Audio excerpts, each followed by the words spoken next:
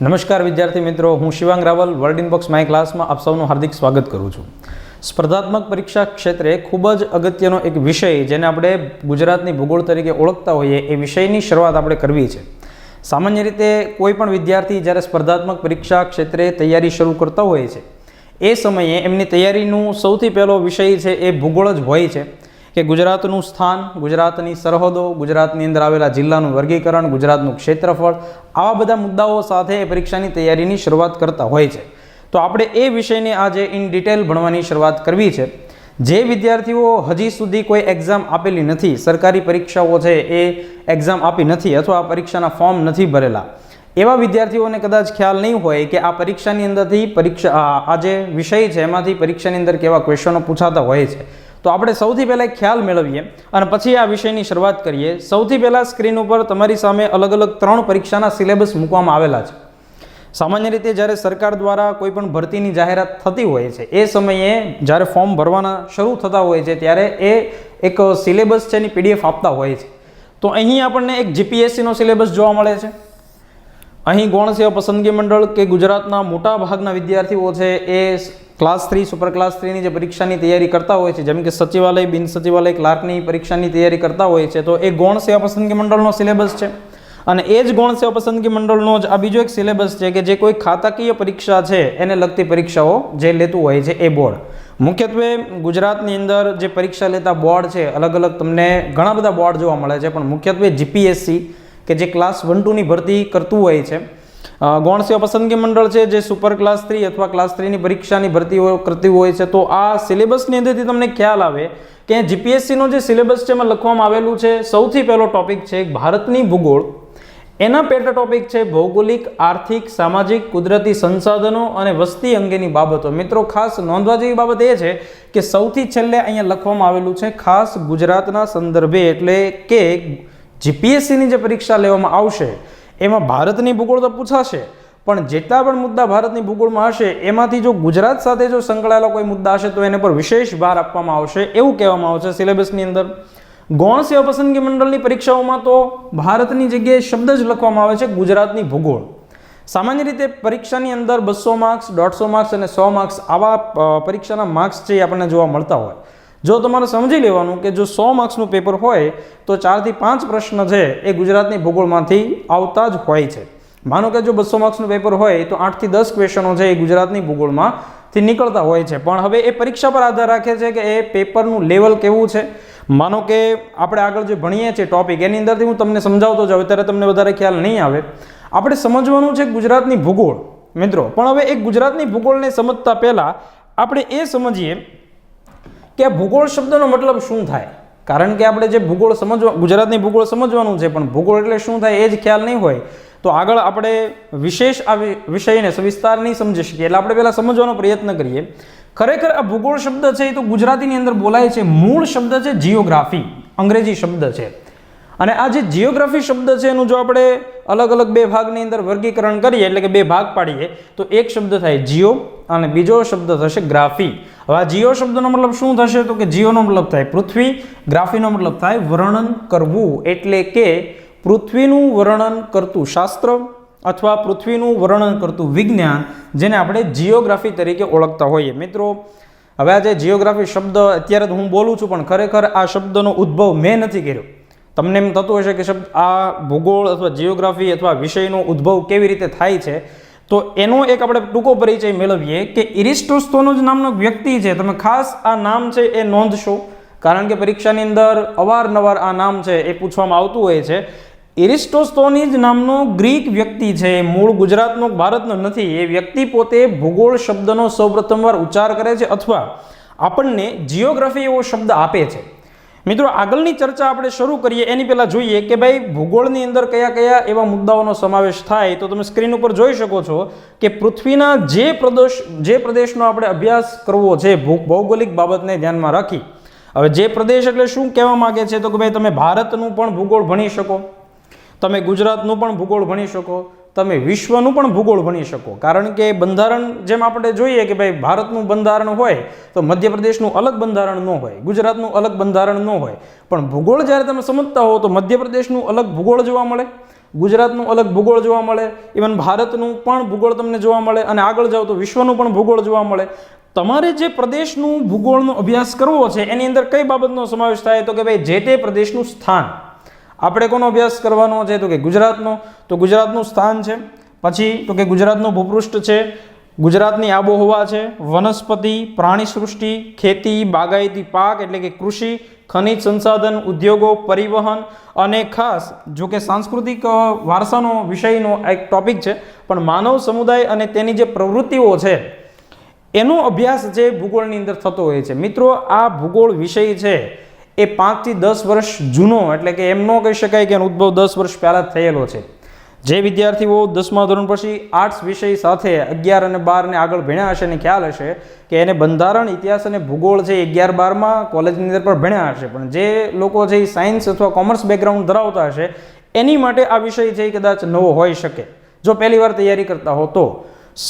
આ આખો વિષય જે છે એ સમજવાની દ્રષ્ટિએ ખૂબ સરળ વિષય છે. મારી દ્રષ્ટિએ તમે જુઓ તો જેટલા પણ વિષય પરીક્ષાની દ્રષ્ટિએ 10 થી 12 જેટલા વિષયો આપણે તૈયાર કરતા હોઈએ છીએ, ઇતિહાસ, બંધારણ, ભૂગોળ હોય, રિઝનિંગ હોય, ઇંગ્લિશ, ગુજરાતી, ગ્રામર, જેટલા પણ ટોપિક છે, આ બધા જ વિષયોની અંદર સૌથી એક તો સરળ સમજવાની દ્રષ્ટિએ અને બીજું કે સૌથી નાનો વિષય આપણને જોવા મળે છે. એટલે વિદ્યાર્થીઓ છે એ વધારે રસપૂર્વક આ વિષય છે અને તૈયાર કરતા હોય છે કે જેથી કરીને એક પણ માર્ક્સ એનો આમાંથી કટ ના થઈ શકે. હવે મારે તમને સમજવું છે ગુજરાતની ભૂગોળ શરૂ કરતા પહેલા કે ભાઈ આ જે આખું જે ભૂગોળ છે એને સમૃદ્ધ બનાવનાર એવા કયા વ્યક્તિઓ છે કે જેને આ વિષયને આપણી સામે મૂક્યો. આપણે જે ભૂગોળ ભણવાના છીએ એ આપણી સામે મૂકનાર એવા વ્યક્તિઓ કયા છે? તો અહીંયા તમને મુખ્ય 4 નામ જોવા મળે છે. આ 4 નામ અહીંયા લખવા પાછળનો એક ઉદ્દેશ છે કે પરીક્ષાની દ્રષ્ટિએ આ 4માંથી અવારનવાર પરીક્ષામાં પૂછાતા જ હોય છે. જોકે ઘણા એવા વ્યક્તિઓ છે કે જેને ભૂગોળની અંદર પોતાનું યોગદાન આપ્યું હોય, કંઈક ને કંઈક થિયરી આપી હોય, પોતાના સિદ્ધાંતો આપ્યા હોય, પૃથ્વીના ઉદ્ભવની, પૃથ્વીનો આ જે આકાર છે એની માટે અલગ અલગ સિદ્ધાંતો આપ્યા હોય કે ભાઈ પૃથ્વીનું કેવી રીતે ઉદ્ભવ થયો.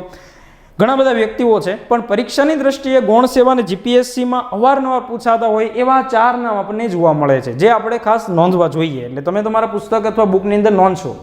સૌથી પહેલું નામ તો આપણે હમણાં ચર્ચાની અંદર લીધું છે, જેનું નામ છે ઇરિસ્ટોસ્થેનીઝ. જો કે બોલવાની અંદર જીભની થોડી કસરત થાય એવું નામ છે.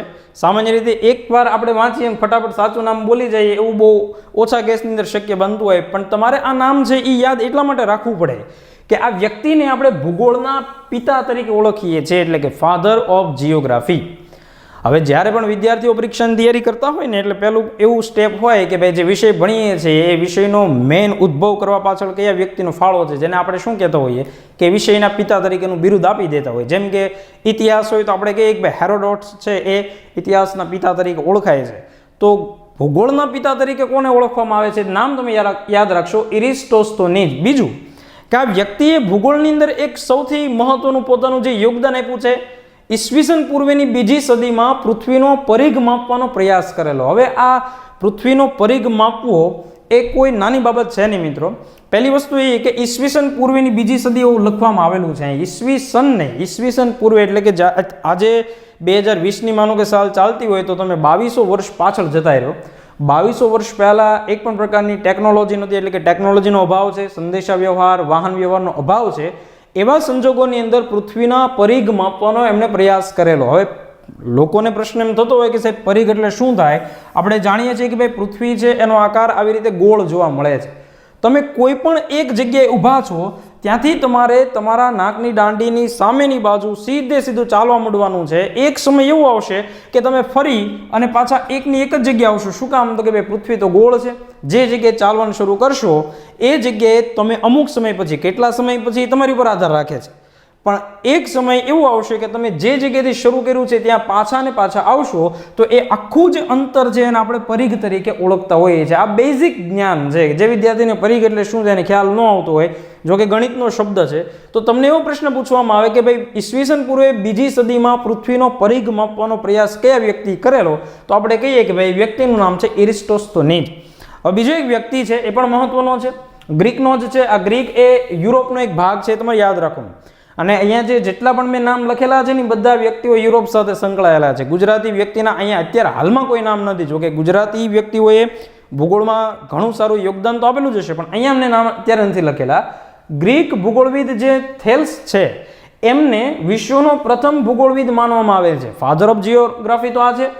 વિશ્વનો પ્રથમ ભૂગોળવિદ પૂછવામાં આવે જીપીએસસીની અંદર જોડકા સ્વરૂપે અથવા જે કોઈ એવા વાક્ય હોય કે વિધાન 1 સાચું, વિધાન 2 ખોટું, કઈ રીતે છે, એ બધી બાબતોની અંદર આ મેટર પૂછાય. એટલે ખાસ નોંધવા જેવી બાબત છે કે વિશ્વના પ્રથમ ભૂગોળવિદ તરીકે ગ્રીકનો ભૂગોળવિદ છે જેનું નામ છે થેલ્સ, એને ઓળખવામાં આવે છે. હવે જો એ વ્યક્તિએ પણ ઈસવીસન પૂર્વેની 6ઠી સદીમાં, એટલે કે આ શું કામ પહેલો છે તો કે ઈસવીસન પૂર્વે 2જી સદીમાં છે, આ ઈસવીસન પૂર્વે 6ઠી સદીમાં છે. એટલે તમારે સમજી લેવાનું કે અત્યારે જે વાત કરી રહ્યા છીએ આપણે એ 2600 વર્ષ પહેલાની વાત છે. આ 2200 વર્ષ હતા, આ 2600 વર્ષ છે, એટલે આની પહેલા જ આ હોય, સ્વાભાવિક વાત છે.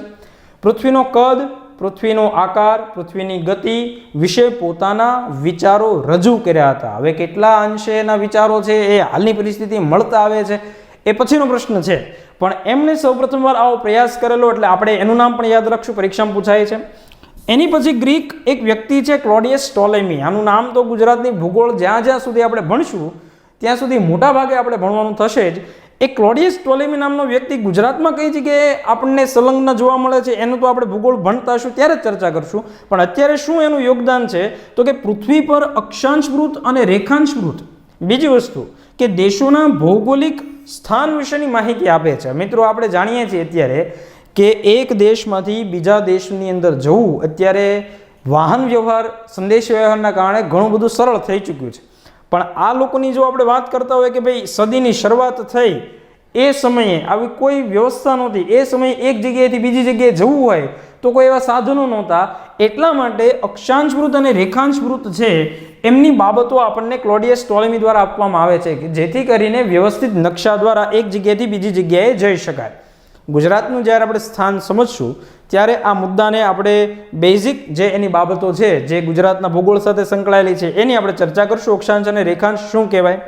એની પછી ગુજરાતના ભૂગોળની અંદર પાછું એક બીજું નામ આવતું હોય એવું જે રોમનનો છે, સ્ટ્રેબો નામનો વ્યક્તિ છે કે જેને ગુજરાત સાથે તો અમુક એવી બાબતો છે કે જે પરીક્ષામાં પૂછાય છે, પણ એની સિવાય આપણને એક એવો પ્રશ્ન પૂછાઈ શકે કે કયો એવો વ્યક્તિ છે કે જેને પૃથ્વીનું વિસ્તૃત વર્ણન કરતા હોય એવા અલગ અલગ 17 જેટલા ગ્રંથો અથવા 17 જેટલા પુસ્તકોની રચના કરી. તો આપણે એનું નામ આપશું સ્ટ્રેબો. ફરીવાર જોઈ લઈએ. એરિસ્ટોસ્તોનીસ નામનો વ્યક્તિ છે એ પૃથ્વીના પરિઘ માપવાનો પ્રયાસ કરે છે. ગ્રીક ભૂગોળવિદ થેલ્સ નામનો વ્યક્તિ છે એ પૃથ્વીનો કદ, આકાર, ગતિ વિશે પોતાના વિચારો રજૂ કરે છે. ક્લોડિયસ ટોલેમી નામનો વ્યક્તિ છે જે અક્ષાંશ અને રેખાંશના સાચા ખ્યાલ આપે છે. જો કે એ પણ અત્યારે આધુનિક આપણે જ્યારે ભૂગોળ ભણતા હશું ત્યારે વધારે કામનું છે. રોમન ભૂગોળવિદ સ્ટ્રેબો છે એ 17 અલગ અલગ જે ભૌગોલિક ગ્રંથો છે એને રચે છે કે જેની અંદર પૃથ્વીનું વિસ્તારપૂર્વક વર્ણન કરવામાં આવેલું હોય. આની સિવાય ઘણા એવા વ્યક્તિઓ છે કે જેણે ભારતના પણ ઘણા વ્યક્તિઓ છે કે જેને ભૂગોળની અંદર પોતાનું કંઈક ને કંઈક યોગદાન આપેલું હોય અને ભૂગોળ વિષયને મજબૂત બનાવવામાં પ્રયાસ કરેલો હોય. પણ પરીક્ષાની દ્રષ્ટિએ જો ફેક્ટ્સ નીકળતા હોય જેને આપણે જીકે વન લાઇનર ફેક્ટ્સ કહેતા હોય એ આ 4માંથી તમારે યાદ રાખવાના છે. મિત્રો હવે આપણે એ સમજીએ કે સાહેબ આપણે ગુજરાતની ભૂગોળમાંથી શું સમજવાનું છે. મૂળ આપણો જે વિષય છે એ જ્યારે આપણે કોઈ પણ વિષય ભણતા હોઈએ, હું ખાસ તો તમને ગુજરાતના ભૂગોળની વાત કરું કે જ્યારે આપણે કોઈ પણ વિષય ભણતા હોઈએ ત્યારે એ વિષયની તમારે શું કરવાનું છે તો કે પહેલાં તો એ વિષયની આખી પ્રસ્તાવના છે ને એ ક્લિયર કરવાની છે.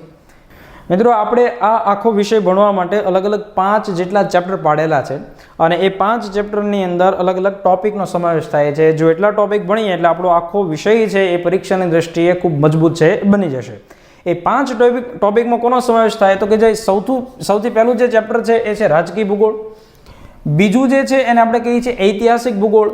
ત્રીજું છે જેને આપણે કહેતા હોઈએ ભૂપૃષ્ઠ. ચોથું છે જેને આપણે આર્થિક ભૂગોળ તરીકે ઓળખતા હોઈએ અને 5મું છે કે જેને આપણે માનવીય ભૂગોળ તરીકે ઓળખતા હોઈએ. આ જેટલા પણ ભાગ પાડેલા છે એની અંદર સૌથી પહેલો આપણે જે ટોપિક ભણવાની શરૂઆત થશે એ છે રાજકીય એટલે કે પોલિટિકલ જિયોગ્રાફી. હવે મગજમાં એક વસ્તુ આવે કે સાહેબ પોલિટિકલ એટલે કે અહીંયા પાછું આપણે બંધારણ ભેગું કરવાનું છે તો કે નહીં, આપણે એવું બંધારણ નથી ભણવાનું. આપણે પણ ગુજરાતની જ્યારે સ્થાપના થઈ આપણે જાણીએ છીએ કે 1 મે 1960ના રોજ ગુજરાત છે એની સ્થાપના થઈ રાજ્ય તરીકે. એની પહેલાં અને પછી ગુજરાતના સ્થાન સરહદની અંદર ઘણી બધી જગ્યાએ તમને કંઈક ને કંઈક સુધારા વધારા થયા હોય એવું જોવા મળે છે. તો આ પહેલા ટોપિકની અંદર આપણે પહેલાં તો એ જોવાનું છે કે ગુજરાતનું સ્થાન કઈ જગ્યાએ છે, એક્ઝેક્ટ કયું લોકેશન ઉપર ગુજરાત આવેલું છે. એની પછી છે ગુજરાતની સ્થાપના, ગુજરાતની અલગ અલગ સરહદો આંતરરાષ્ટ્રીય હોય, દરિયાઈ હોય, આંતરરાજકીય હોય કે આંતરિક અલગ અલગ જિલ્લાઓ સાથેની હોય.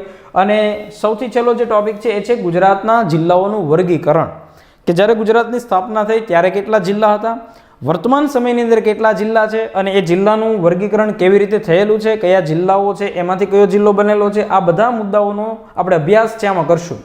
હવે આ જે પહેલો ટોપિક છે રાજકીય ભૂગોળ, એને આપણે એમ કહેતા હોઈએ કે જો તમારે આખું ગુજરાતનું ભૂગોળ ભણવું હોય તો સૌથી પહેલું પગથિયું છે ગુજરાતનું રાજકીય ભૂગોળ સમજવું. કારણ કે મિત્રો આ જ ટોપિકની અંદર મેક્સિમમ નકશાનો અભ્યાસ કરવાનો થશે.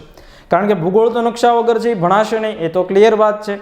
કે એક્ઝેક્ટ તમને મહેસાણા વિશે હું કંઈક માહિતી આપું છું તો મહેસાણા કઈ જગ્યાએ આવેલું છે ખ્યાલ જ ન હોય તો આગળ જતાં તમને ભૂગોળ છે એની અંદર માહિતી છે એ આપવામાં આવે પણ છતાં ખાલી થિયરિકલ પોઈન્ટ છે અમુક સમય માટે જ યાદ રહે. એટલે આપણે સંપૂર્ણ ભૂગોળ છે એને નકશાની અંદર સમજવાનો પ્રયત્ન કરશું તો આ ટોપિક છે એ તમારી માટે સૌથી મહત્વનો રહેશે. બીજું કે જ્યારે ગૌણ સેવા પસંદગી મંડળ અથવા LRD લોકરક્ષક દળ છે, PSI કોન્સ્ટેબલની જે કોઈ ભરતી આવતી હોય છે અથવા મેં અગાઉ તમને કીધું એ પ્રમાણે જો ખાતાકીય કોઈ પરીક્ષા આવતી હોય છે તો એ પરીક્ષાઓમાં આ રાજકીય ભૂગોળમાંથી જ 3 થી 4 પ્રશ્નો હોય છે અને એકાદો પ્રશ્ન નદી તંત્રનો હોય. જો માનો કે 5 પ્રશ્ન પૂછાય તો 3 થી 4 ક્વેશ્ચન તો આ એક જ ટોપિકમાંથી નીકળી જતા હોય છે. એટલે તમારે સૌથી વધારે ભાર છે એ રાજકીય ભૂગોળની અંદર શરૂઆતથી જ આપવાનો છે કે જો માનો કે એમાંથી એક પણ ક્વેશ્ચન પૂછાય તો આપણો પ્રશ્ન છે એ સાચો જ પડે, એમાંથી માર્ક્સ કટ ન થાય. ઓકે, ચાલો એની પછી બીજો મુદ્દો છે ઐતિહાસિક ભૂગોળ. આમાં વળી પાછું આપણે ઇતિહાસ નહીં નાખવાનો. આમાં શું કરવાનું છે કે ભાઈ ગુજરાતનું જે ભૂગોળ છે એનો શું ઇતિહાસ છે. હવે એની અંદર સૌથી પહેલો ટોપિક તમારે એ ભણવાનું થશે કે ભાઈ ગુજરાતનો નામનો પરિચય. હવે નામનો પરિચયનો મતલબ શું થાય તો કે સાહેબ વર્તમાન પરિસ્થિતિમાં ભારતની અંદર ટોટલ 28 જેટલા રાજ્યો છે એ આપણને ખ્યાલ છે અને એ 28 રાજ્યોના જે નામ છે એ તમને અલગ અલગ જોવા મળે છે. માનો કે આપણા જે પાડોશી રાજ્ય છે કોઈ રાજસ્થાન છે, મધ્યપ્રદેશ છે, મહારાષ્ટ્ર છે, આપણું જે રાજ્ય છે એનું નામ ગુજરાત છે. તો એ ગુજરાતને ગુજરાત નામ મળે છે એની પાછળ કઈ બાબતો છે અને એમાંથી પરીક્ષાની અંદર કેવા પ્રશ્ન પૂછાય છે તો આપણે એ મુદ્દાનો અભ્યાસ આમાં કરશું. એની પછી જોશું કે જ્યારે ગુજરાતને આખું એક રાજ્ય ગુજરાત નામ નથી મળતું એની પહેલાં ગુજરાતના અલગ અલગ કયા કયા પ્રદેશો હતા. તો અત્યારે તો ગુજરાત છે તો પ્રાચીન સમયમાં કંઈક તો એ જગ્યાએ હશે જ અને અલગ નામથી ઓળખવામાં આવતું હશે. તો એ ભૌગોલિક જે પ્રદેશો છે એના જે પ્રાચીન નામ છે એનો આપણે અભ્યાસ કરવાનો થશે. અને સૌથી મહત્વનો પાછો બીજો ટોપિક છે કે વિદેશી મુસાફરો કોઈ માનો કે ગુજરાત છે એને સમૃદ્ધ દરિયા કિનારો મળે છે અને પ્રાચીન સમયની અંદર મિત્રો એક જગ્યાએથી બીજી જગ્યાએ જવા માટે વાહન વ્યવહારમાં એટલે કે વાહન વ્યવહાર તરીકે સૌથી વધારે ઉપયોગમાં કોઈ આવતું હોય ને તો એ વહાણ વટું છે દરિયાની અંદરથી. એટલે આપણે જોઈએ કે ગુજરાત છે ને એટલે કે ભારતનો પશ્ચિમ ભાગ ત્યાંથી તમે જુઓ ને તો પાકિસ્તાનથી આગળ તમને ઈરાન, ઇરાક, સિરિયા એ આખું જે પશ્ચિમ એશિયાનો ભાગ પૂરો થાય એટલે આફ્રિકાના જે દેશો જે આવે આફ્રિકાની ઉપર યુરોપ આવે હું તમને નકશાની અંદર પણ સમજાવીશ. એ બધાય જેટલા પણ એવા કન્ટ્રીઓ છે એની અંદરથી વિદેશી મુસાફરો છે એ દરિયાઈ માર્ગે ગુજરાત તરફ આવતા. તો એવા ઘણા વિદેશી મુસાફરો છે યુરોપના કે જે ગુજરાતની મુલાકાતે આવતા. તો એ કયા સમયે મુલાકાત લીધી અને એની મુલાકાતમાંથી પરીક્ષાની અંદર કેવા પ્રશ્નો પૂછાય છે અને એનો અભ્યાસ આપણે આ ટોપિકની અંદર કરવાનો થશે. ઓકે, તો બીજો પણ ટોપિક ઐતિહાસિક ભૂગોળ છે એ પણ ખૂબ નાનો પણ મહત્વનો ટોપિક છે. ત્રીજો જે આખો ટોપિક છે મિત્રો જેને આપણે ભૂપૃષ્ઠ તરીકે ઓળખતા હોઈએ. ભૂપૃષ્ઠનો મતલબ થાય જમીન ઉપરનું પડ. આપણે જે કોઈ એવી ભૌગોલિક આકૃતિઓ જોઈ શકીએ છીએ આપણી પોતાની નરી આંખે. હવે માનો કે તમે કોઈ ગિરનારના પર્વત અથવા ડુંગર બાજુ તમે હરવા ફરવા ગયા હોય તો તમને વિશાળ કદવાળા ડુંગરો જોવા મળે તો આપણે શું કહીએ કે આ ભૂપૃષ્ઠ છે. માનો કે કોઈ નદી કિનારે જાઓ ને નદીની અંદરથી જે પાણી વહેતું હોય તો આપણે એમ કહીએ કે ભાઈ આ નદી છે, આપણને સ્પષ્ટ નરી આંખે જોઈ શકતા હોઈએ. તો એવા જેટલા પણ ભૌગોલિક આકૃતિ ધરાવતા ગુજરાતની અંદર વિસ્તારો આવેલા છે તો એના પ્રકાર છે તો એ આપણે ભણવાનું થશે. એમાં સૌથી પહેલો ટોપિક છે ગુજરાતનો દરિયા કિનારો. સમૃદ્ધ દરિયા કિનારો છે, 1600 કિલોમીટર ધરાવે છે એ તમે જાણતા જશો. તો એ દરિયા કિનારામાંથી પ્રશ્નો કેવા નીકળે છે એનો સવિશેષ અભ્યાસ કરશું. ગુજરાત અને રાજસ્થાન ભારતના બે જેવા રાજ્ય છે કે આ ભૌગોલિક આકૃતિ ધરાવે છે રણ પ્રદેશ. કારણ કે ભારતના આ બંને રાજ્ય સિવાય એક પણ રાજ્યની અંદર રણ આવેલું નથી. તો એ રણ પ્રદેશનો અભ્યાસ આપણે કરવાનો થશે આ ટોપિકની અંદર. ગુજરાતની અંદર સમૃદ્ધ મેદાનો આવેલા છે કે જેના કારણે ગુજરાતની ખેતી સમૃદ્ધ થયેલી છે. એની પછી ગુજરાતની અંદર આવેલા ડુંગરો અને ગુજરાતની અંદર આવેલી નદીઓ. જો કે ગુજરાતને તો નદીઓનો જ એક રાજ્ય તરીકે ઓળખવામાં આવતું હોય છે. તો એ નદી તંત્ર, ગુજરાતની અંદર આવેલા ડુંગરો, ગુજરાતની અંદર આવેલા સમૃદ્ધ મેદાનો, ગુજરાતની અંદર આવેલું રણ પ્રદેશ અને ગુજરાતની અંદર આવેલું દરિયા કિનારાના ઇનડેપ્થ જેટલા પણ એવા ટોપિક છે કે જેમાંથી પરીક્ષાની અંદર અત્યાર સુધી પ્રશ્નો પૂછાયેલા છે અથવા હવે પૂછાઈ શકે એમ છે, એવા તમામ ટોપિકની ચર્ચા છે એ આપણે આમાંથી કરવાની છે. હું પર્સનલી આ ટોપિક છે એને ગુજરાતના ભૂગોળના હૃદય તરીકે ઓળખતો હોઉં છું, કારણ કે મેક્સિમમ જીકેના પોઈન્ટ આપણે જેને તૈયાર કરતા હોઈએ છીએ એ આ મુદ્દામાંથી જ નીકળશે. એટલે આ મુદ્દાને પણ આપણે વ્યવસ્થિત છે એ સમજશું. એની પછી જે ચોથો ભાગ છે, ચોથું ચેપ્ટર છે, એની અંદર કયા ટોપિક આવશે તો કે ભાઈ એ તો આર્થિક ભૂગોળ છે. ગુજરાત 1960ની અંદર એક અલગ રાજ્ય તરીકે જોવા મળે છે ને પછીથી ગુજરાતનો આર્થિક વિકાસ છે એને ખૂબ હરણફાળ ભળી છે. આપણે જાણીએ છીએ સૌ કોઈ. ગુજરાત છે એની અંદરની જે સમૃદ્ધ ખેતી છે, અમુક પાકની અંદર તો ગુજરાત છે એ ભારતની અંદર પ્રથમ આવે છે અને અમુકની અંદર તો વિશ્વની અંદર પ્રથમ આવે છે એના ઉત્પાદનની અંદર. તો ગુજરાતની જે સમૃદ્ધ ખેતી છે એ સમૃદ્ધ ખેતી કોને આધારિત છે તો કે ગુજરાતની અંદર આવેલી જમીન સંપત્તિ. આપણે એનો અભ્યાસ કરશું. ગુજરાતની અંદર લઘુ ઉદ્યોગો, નાના પાયાના ઉદ્યોગો, મોટા ઉદ્યોગો, જાહેર અને સંયુક્ત જે સાહસ હોય એવા ઉદ્યોગો કોને આધારિત છે તો કે ભાઈ એ ખનિજ સંપત્તિને આધારિત છે. આબોહવા, પરિવહન અને ગુજરાતની અંદર આવેલી જે કોઈ પ્રાણી સંપત્તિ છે, આ તમામ ટોપિક છે એનો અભ્યાસ આપણે આર્થિક ભૂગોળની અંદર આવરી લેવાનો થશે. અને સૌથી છેલ્લો જે ટોપિક છે જેની અંદર આપણે માનવીય ભૂગોળનો ઉલ્લેખ કરવામાં આવેલો છે. મિત્રો, માનવી ભૂગોળ એટલે શું થશે તો કે દેશની અંદર દર 10 વર્ષે વસ્તી ગણતરી થાય. હવે વસ્તી ગણતરી જ્યારે માનો કે થાય એના 2 થી 3 વર્ષની અંદર સંપૂર્ણ એનાલિસિસ થાય અને આપણી સામે અમુક આંકડાઓ આવશે કે ગુજરાતની અંદર કેટલા પુરુષો છે, કેટલી સ્ત્રીઓ છે, ગુજરાતમાં કુલ વસ્તી કેટલી છે, જન્મદર, મૃત્યુદરના આંકડા તો જોકે હવે અમુક સમયાંતરે બહાર પડતા હોય છે. તો એવા તમામ ટોપિક છે જેને આપણે માનવીય ભૂગોળ તરીકે ઓળખતા હોઈએ. હવે અત્યારે બાબત એવી છે મિત્રો કે આ જે આખું ભૂગોળ છે ને એ ભૂગોળને આપણે 2 દ્રષ્ટિએ જોવાનું છે. એક તો ભૌગોલિક છે અને એક સાંસ્કૃતિક છે. મૂળ આપણું જે તમે ગુજરાતનું કયો, ભારતનું કયો, વિશ્વનું કયો ભૂગોળ છે જેને આપણે કીધું કે ભાઈ પૃથ્વીનું વર્ણન કરતું એક શાસ્ત્ર છે. પણ અત્યારે આપણે જો જીકેના પોઈન્ટ ઓફ વ્યૂથી જોઈએ ને તો આ ભૂગોળના મૂળ 2 તમને ભાગ જોવા મળે. એક જે ભાગ છે જેને આપણે ભૌતિક ભૂગોળ તરીકે ઓળખતા હોઈએ અને એક ભાગ છે જેને આપણે સાંસ્કૃતિક તરીકે ઓળખતા હોઈએ. હવે પાછો પ્રશ્ન થાય કે સાહેબ આ બંને ટોપિકમાં શું આવે? આપણે પ્રસ્તાવના તો ક્લિયર કરી નાખીએ, આપણે એ જ ભણવાનું છે. તો આ જે ભૌતિક ભૂગોળ છે એને બીજા કોઈ શબ્દમાં કેવું હોય તો આપણે એમ કહી શકીએ કે માનવ રહિત ભૂગોળ છે. અને જો સાંસ્કૃતિકને કેવું હોય તો આપણને ખબર પડે કે ભાઈ માનવ સહિત, એટલે કે આપણી જે કોઈ લોક પરંપરા છે એની સાથે સંકળાયેલો ભૂગોળ છે. તમને થાય ને કે સાહેબ આ બંને બાબતને કેવી રીતે ભેગી કરવામાં આવશે? તો હું તમને એક ઉદાહરણ આપું ખાલી કે માની લ્યો કે પૃથ્વી પર અત્યારે હાલમાં કોઈ પણ વ્યક્તિ છે જ નહીં, અસ્તિત્વ જ નથી, તો માનવ વસ્તી જ નથી કોઈ જગ્યાએ. માનવ વસ્તી ન હોય તો સૂર્ય છે પોતાનો પ્રકાશ આપવાનું બંધ કરી દે તો કે નહીં? સૂર્ય તો અનાદિકાળથી કરોડો વર્ષોથી પોતાનો જે પ્રકાશ છે એ પૃથ્વી ઉપર નાખે છે. એ પૃથ્વી પર પ્રકાશ નાખશે એટલે અહીંયા નદી, ઝરણા, સરોવરો, દરિયો એમાંથી બાષ્પીભવન થવાનું કામ છે અટકી જશે માનવ ન હોય તો કે નહીં? એ કામ એ સતત શરૂ રહેશે. ઉપર જશે, વાદળ બનશે. એ વાદળ જ્યારે બનશે ત્યારે અમુક સમયે, ચોક્કસ સમયે વરસશે.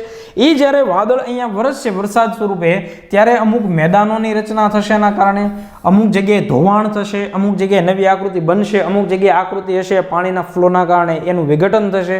એટલે આવી જેટલી પણ પ્રવૃત્તિ થઈ ને એ દરેકે દરેક પ્રવૃત્તિ કુદરતી પરિબળોના આધારે થઈ. માનવ આની અંદર કોઈ જગ્યાએ આપણને જોવા મળતો નથી. તો હવે માનવ આવ્યો ક્યાંથી? તો કે જો માનો કે કોઈ નદી છે આવી રીતે વહન કરે છે અને એ નદીના કિનારે સરસ મજાનું મંદિર બનાવી નાખવામાં આવે અને આ મંદિરને આપણે જીકેની દ્રષ્ટિએ યાદ રાખીએ. ફોર એક્ઝામ્પલ, ખાલી ઉદાહરણ જ આપું છું, આપણે ભણવાની તો હજી આની અંદર આગળ જતા આવશે. માનો કે આ નદી છે જેને આપણે મેશ્વો નામથી ઓળખતા હોય તો તમારો તરત જ જવાબ મળે સાહેબ કે જો મેશ્વો નદી તમે દોરી હોય ને તો બાજુમાં જો મંદિર હોય ને તો એ મંદિર શામળાજીનું જ હોય. તો પ્રશ્ન શું નીકળે કે શામળાજીનું મંદિર છે એ કઈ નદીના કિનારે આવેલું છે? એટલે આપણે જવાબ ટીક મારી મેશ્વો નદીના કિનારે આવેલું છે. હવે આ નદી છે મેશ્વો એ કોણે બનાવેલી છે? તો કે એ તો કુદરતી રીતે પોતે ઉત્પન્ન થયેલી છે. આ મંદિર ઉપરથી આવેલું છે સીધે સીધું? તો કે નહીં, આ મંદિર તો માણસોએ બનાવેલું છે આપણી સંસ્કૃતિ પ્રમાણે. જે જગ્યાએ સંસ્કૃતિ અને પ્રકૃતિ ભેગા થશે ને એ જ જગ્યાએથી ગૌણ સેવા પસંદગી મંડળ હોય કે LRD હોય કે GPSC હોય એનો ક્વેશ્ચન છે નીકળશે, હંમેશા યાદ રાખવાનું. એટલે આપણે શું કરવાનું છે, સાથે સાથે ગુજરાતની જે કોઈ એવી સાંસ્કૃતિક બાબતો હોય જે ભૂગોળ સાથે સંકળાયેલી હોય એનો પણ અભ્યાસ કરવાનો છે. તો આ સંપૂર્ણ અભ્યાસ છે આપણે શરૂ ક્યાંથી થશે, તો કે રાજકીય ભૂગોળથી. તો ચાલો મિત્રો તૈયાર થઈ જઈએ આ ગુજરાતના ભૂગોળને ભણવા માટે. સૌથી પહેલો ટોપિક છે રાજકીય ભૂગોળ. નકશાઓનો અભ્યાસ સંપૂર્ણમાં આપણો થવાનો છે, એટલે તમે આ લેક્ચર જોશો, લેક્ચરનું રિવિઝન કરશો અને નકશાઓ છે માર્કેટમાંથી લઈ અને એ જ નકશાની અંદર સંપૂર્ણ આ રાજકીય ભૂગોળનો ફરીવાર રિવિઝન સ્વરૂપે આખું તમે વ્યવસ્થિત કરશો. અને છતાં જો કોઈ પણ ક્વેરી હોય તો તમે કોઈ પણ સમયે કોન્ટેક્ટ અમારો કરી શકો છો. ચાલો આપણે શરૂ કરીએ રાજકીય ભૂગોળ.